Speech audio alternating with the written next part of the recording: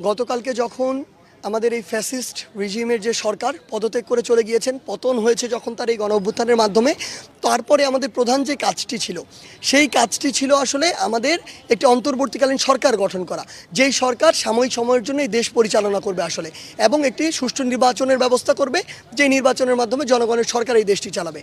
সেই জায়গা থেকে এই অন্তর্বর্তীকালীন সরকার দেওয়ার আমাদের প্রধান যে একটি শর্ত ছিল, সেই শর্তটি ছিল এই যে সংসদ, এই সংসদটিকে বিলোপ করা, ভেঙে দেয়া।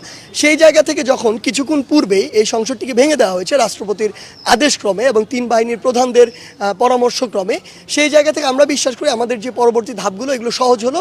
আপনারা দেখবেন অল্প কিছুক্ষণের মধ্যেই আসলে আমাদের যে অন্তর্বর্তীকালীন সরকারের যে পূর্ণাঙ্গ প্যানেল সেটি প্রকাশ পাবে। আপনারা ইতিমধ্যেই জানেন যে আমাদের এই প্যানেলের প্রধান উপদেষ্টা হিসেবে থাকবেন প্রফেসর ডক্টর মোহাম্মদ ইউনূস, যিনি শুধু এই বাংলাদেশে নন, পুরো বিশ্বে এমন একটি ফেস যার গ্রহণযোগ্যতা প্রশ্নাতীত।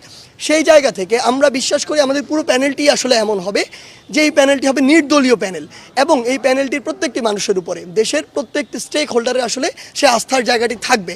কারণ তরুণ প্রজন্ম আসলে কোনো দল নিয়ে চিন্তা করছে না, তরুণ প্রজন্ম চিন্তা করছে যে আগামীর বাংলাদেশকে কিভাবে এই দলাদলির বাইরে গিয়ে একটি ভালোর দিকে নিয়ে যাওয়া যায়।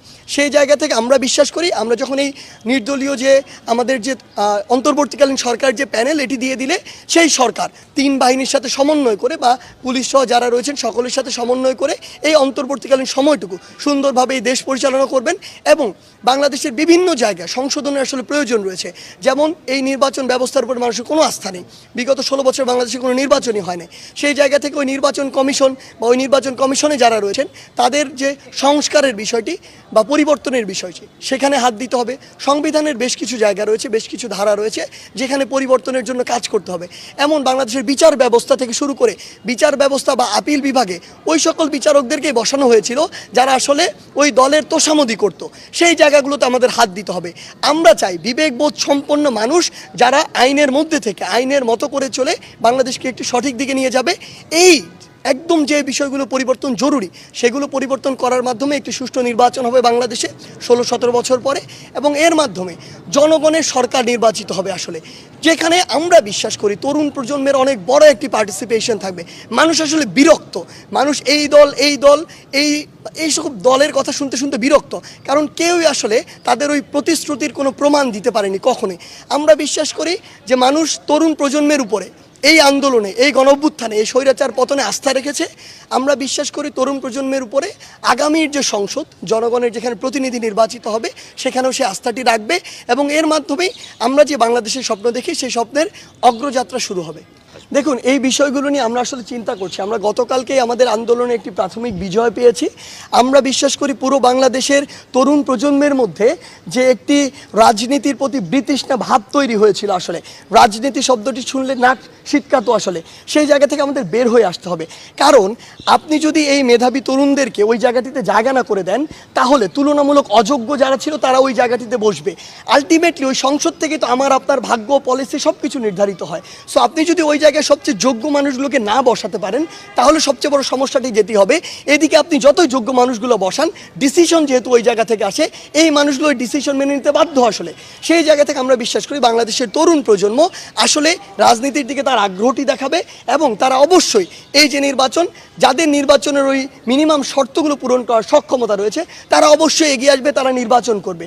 ফলাফল নির্ধারণ করবে বাংলাদেশের মানুষ, এবং আমরা বিশ্বাস করি অন্তত আজকে 2024 সালে আজকের এই দিনে দাঁড়িয়ে যে বাংলাদেশের মানুষ এখন তরুণ প্রজন্মের উপরে আস্থা করা শুরু করেছে, এবং নির্বাচনে আমরা সেটি দেখতে পাবো। দেখুন, আইন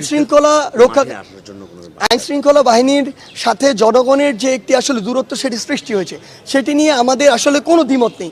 কিন্তু আপনার একটা জিনিস বুঝতে হবে, আমরা বিশ্বাস করি জনগণ এই জিনিসটি বুঝবে। আইন শৃঙ্খলা রক্ষাকারী বাহিনী যে কাজগুলো করেছে তারা স্বেচ্ছায় করেনি, কিন্তু তাদেরকে করতে বাধ্য করা হয়েছে। তো সেই জায়গায় দূরত্বটি তাদের সাথে নয়। আসলে আমরা বিশ্বাস করি যে ফ্যাসিস্ট সরকার বাধ্য করে এগুলো করিয়েছে, তাদের তো পতন হয়েছে।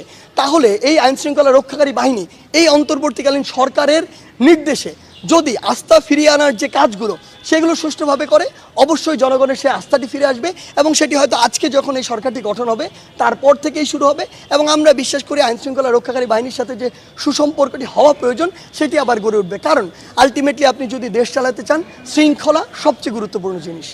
না, দেখুন, সেটি হচ্ছে সশস্ত্র বাহিনীর একটি প্রেস ব্রিফিং, সেটা তারা তাদের জায়গা থেকে বলেছে, কিন্তু কারা এটাতে থাকবে এটা নির্ধারণ করবে ওই আন্দোলনকারীরাই, যেই আন্দোলনকারীরা এই স্বৈরাচারের পতন ঘটিয়েছে। এখানে আমরা বিভিন্ন দলের মতামত নিতে পারি, তাদের পরামর্শ নিতে পারি, কিন্তু কেউ একজন প্রেসক্রাইব করলে আমরা সেটি প্রকাশ করবো, সেটি কোনোদিন হবে না। বাংলাদেশের মানুষও সেটি কোনোদিন চায় না, মেনেও নিবে না। বাংলাদেশের জনগণ যা চায় তরুণ প্রজন্ম সেদিকে যাবে, এবং তাদের চিন্তাকে মাথায় রেখে আসলে আমরা এতদিন আমাদের কাজগুলো করেছি বলেই আমাদের একটি প্রাথমিক বিজয় হয়েছে। সেই জায়গা থেকে পরবর্তী বিষয়গুলো আমরা তাদের ওই চিন্তা বা পরামর্শকে প্রায়োরিটি দিয়ে জনগণকে সামনে রেখে নির্ধারণ করব। দেখুন, আসলে ব্যাপারটা হচ্ছে এখানে একটা অন্তর্বর্তীকালীন সরকার হবে, এরপর একটি নির্বাচিত সরকার হবে। ওই নির্বাচিত সরকারের প্রতি আমাদের তরুণ প্রজন্মের কিছু পরামর্শ আছে। আমরা এখন এটা বলে দিতে পারি না আমরা এটা করব, এটা নির্ভর করবে জনগণ কাদেরকে ওই নির্বাচিত সরকারে রাখছে। আমাদের জায়গা থেকে স্পষ্ট একটি বার্তা থাকবে ওই নির্বাচিত সরকারের প্রতি যে আপনারা অবশ্যই, আপনাদের কাছে এই রিপোর্ট রয়েছে, আসলে ইভেন আপনারা ওই অফিসে যদি গিয়ে একদিন খোঁজ নেওয়ার চেষ্টা করেন, সেটা যে কোনো আইন শৃঙ্খলা রক্ষাকারী বাহিনী হোক, গোয়েন্দা বাহিনী হোক, যে কোনোভাবে তাদের ওই ট্র্যাক রেকর্ড কিন্তু রয়েছে যে কারা এই কাজগুলো করেছে। একজন মানুষ তার সারা জীবনে এরকম দুর্নীতির সাথে জড়িত আর তার এটি কেউ জানে না, প্রমাণ নেই, এটি হতে পারে না, কখনোই সম্ভব নয়। মিথ্যা জিনিসের কোনো না কোনো প্রমাণ থেকে যায়। সেই জায়গা থেকে আমরা বিশ্বাস করি অবশ্যই তাদের ওই যে অপকর্মগুলো সেগুলোর বিরুদ্ধে ব্যবস্থা নেওয়া উচিত, এবং আমরা বিশ্বাস করি বর্তমানে যারা এই জায়গাগুলোতে রয়েছে তাদেরকে সর্বোচ্চ সততার সাথে, স্বচ্ছতার সাথে তাদের দায়িত্বগুলো পালন করা উচিত। দেখুন, বৈষম্য বিরোধী ছাত্র আন্দোলন এবং বাংলাদেশের বিভিন্ন যারা স্টেক হোল্ডার রয়েছে সকলের মতামতের ভিত্তিতে ওই ফেজগুলোকেই আমরা নিয়ে আসছি বা পরামর্শ দিচ্ছি বা আনার চেষ্টা করব, যাদের এই ইন্টেনশনগুলোর কোনো অ্যাকচুয়ালি ট্র্যাক রেকর্ড নেই অতীত থেকে শুরু করে আমরা যদি চিন্তা করি, এবং এরকম অপকর্মের বা এমন কিছু একটা যা করা উচিত নয় এই রেকর্ডগুলো যাদের নেই, এরকম মানুষকে আমরা এখানে সাজেস্ট করছি। তারপরও যদি কারো এরকম ইন্টেনশন থাকে, সেই জায়গা থেকে আমরা বিশ্বাস করি জনগণ আমাদের সাথে আছে। জনগণ যদি মনে করে যে তারা তাদের দায়িত্ব অবহেলা করছে, তারা অন্য কিছুকে প্রশ্রয় দিচ্ছে, আবার জনগণ রাস্তায় নামবে। একটি কথা আপনাকে সর্বশেষ বলে দিই, জনগণ যেহেতু রাস্তায় নামতে শিখেছে, জনগণ রাস্তায় নামবে। ওই যে স্বৈরাচারের যে ভয়টি ছিল, ফ্যাসিজমের যে ভয়টি ছিল, সেটি কেটে গিয়েছে। আপনি আজকে জনগণের ইচ্ছার বিরুদ্ধে কিছু একটি করেন, আমি বলে দিচ্ছি কালকে আবার লক্ষ লক্ষ মানুষ রাস্তায় নামবে। ধন্যবাদ।